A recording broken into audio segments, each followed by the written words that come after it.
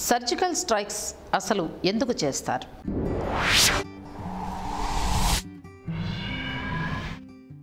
ఈ మధ్య మీడియాలో ఈ పదం చాలా ప్రాచుర్యం పొందడంతో ఎన్నో ఊహాగానాలు, మరెన్నో వివరాలు, అంతులేని సమాచారంతో కొట్టుకుపోతున్న నేటి ఆధునిక భారతీయుడు అసలు ఈ యుద్ధ వ్యూహం అంటే ఏంటో అనే సందిగ్ధంలో పడిపోయి సత్యాన్వేషణ చేసే దిశగా అడుగులు వేస్తూ ఉన్న సమయానికి ఐకాన్ మీ ముందుకు తీసుకొస్తోంది కొన్ని ఆసక్తికరమైన అంశాలను. రండి మరి అవేంటో తెలుసుకుందాం. పేరుకు తగినట్లుగానే ఈ యుద్ధ వ్యూహం యొక్క ముఖ్య లక్ష్యం కేవలం కొందరు శత్రువుల్ని మాత్రమే అంతమొందించటం మరియు ఆ శత్రువు సంహార సమయంలో ఇతర ప్రదేశాలకు కానీ లేదా ఇతర కట్టడాలకు కానీ ఎలాంటి నష్టం కలగకుండా చేయటం.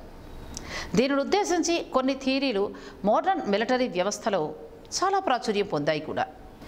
మనకు తెలిసిన చరిత్ర ప్రకారమే చూసుకున్నట్లయితే ఈ యుద్ధ వ్యూహం మొట్టమొదటిసారి ఎంటెబ్బే కమాండో ఆపరేషన్ యుగండాలో జరిగింది.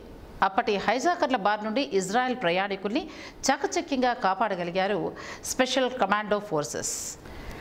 గాల్లోనే పోవాల్సిన ప్రాణాల్ని కాపాడగలిగే చాకచక్యమున్న ఆ స్పెషల్ కమాండో అధికారుల్ని తెగమెచ్చుకున్నారు అంతర్జాతీయ మిలిటరీ సమాఖ్యవారు. 1981లో ఇరాకీ న్యూక్లియర్ బాంబింగ్లో ధ్వంసమైన ముఖ్య ప్రదేశం ఒస్రాక్ను కూడా సర్జికల్ స్ట్రైక్ అని చెప్పడంతో ప్రపంచ మీడియా మొత్తం గగ్గోలు పెట్టింది. రానున్న కాలంలో దేశాలన్నీ మిలిటరీ ఆధిపత్యానికి చేరువైపోయి మళ్ళీ అంధకారంలో మగ్గిపోతాయని భలే ఊదరగొట్టేయడంతో సర్జికల్ స్ట్రైక్స్ కాన్సెప్ట్ మీద ఆసక్తిని పెంచుకున్నారు ప్రజలంతా కూడా. ఇక విశ్వవ్యాప్తంగా మిలిటరీ ఇంటెలిజెన్స్కు గాను తనకంటూ ప్రత్యేకమైన స్థానాన్ని ఏర్పరచుకున్న United states of America army సభ్యులు కూడా సుడాన్ ప్రాంతంలోని పలు న్యూక్లియర్ వార్ హెడ్స్ను కనుగొనడానికి చాలా కష్టపడింది. కానీ మరీన్ కార్ప్స్ నిపుణులు కొందరు సర్జికల్ స్ట్రైక్ చేస్తే మనకు కావాల్సిన సమాచారంతో పాటు చాలా రకాల లాభాలున్నాయి అని గమనించి ఆ ప్రాంతాన్ని ఒకేసారిగా దాడి చేయడం ప్రారంభించి అనుకున్నంత మేరకు విశ్వసనీయమైన సమాచారాన్ని పొందగలిగారు.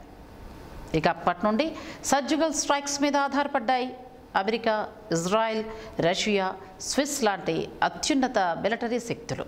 ఇక మన భారతదేశంలో మొట్టమొదటిసారి ఈ సర్జికల్ స్ట్రైక్స్ను నిర్వహించింది 2016 నాటి యూరి అటాక్స్ సమయంలో.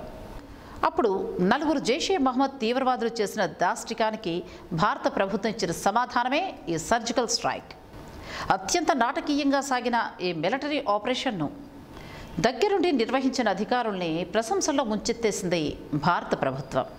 హౌస్ ద జోష్ హై సర్ అనే ఇండియన్ ఆర్మీ స్లోగన్ను ప్రపంచవ్యాప్తంగా ఖ్యాతిలోకి తీసుకొచ్చింది ఈ సర్జికల్ స్ట్రైక్స్. ఇక ఫిబ్రవరిలో జరిగిన పుల్వామా అటాక్స్కు ధీటుగా భారత వాయుసేన చేసిన ఎయిర్ స్ట్రైక్ను సర్జికల్ స్ట్రైక్ 2.0 అని వైరల్ చేశాయి ఇంటర్నెట్ సమాఖ్యలు.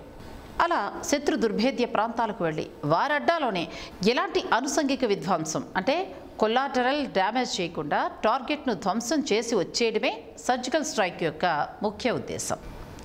ఈ సర్జికల్ స్ట్రైక్స్ ద్వారా శత్రువులకు ఒక హెచ్చరిక పంపినట్టే.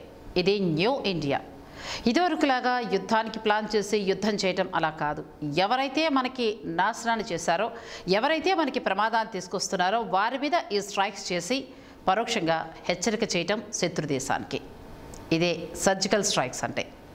మీకు అర్థమైంది కదా సర్జికల్ స్ట్రైక్స్ అంటే? మీకు నచ్చినట్లయితే వీడియోని షేర్ చేయండి, లైక్ చేయండి, ఛానల్ని సబ్స్క్రైబ్ చేయండి.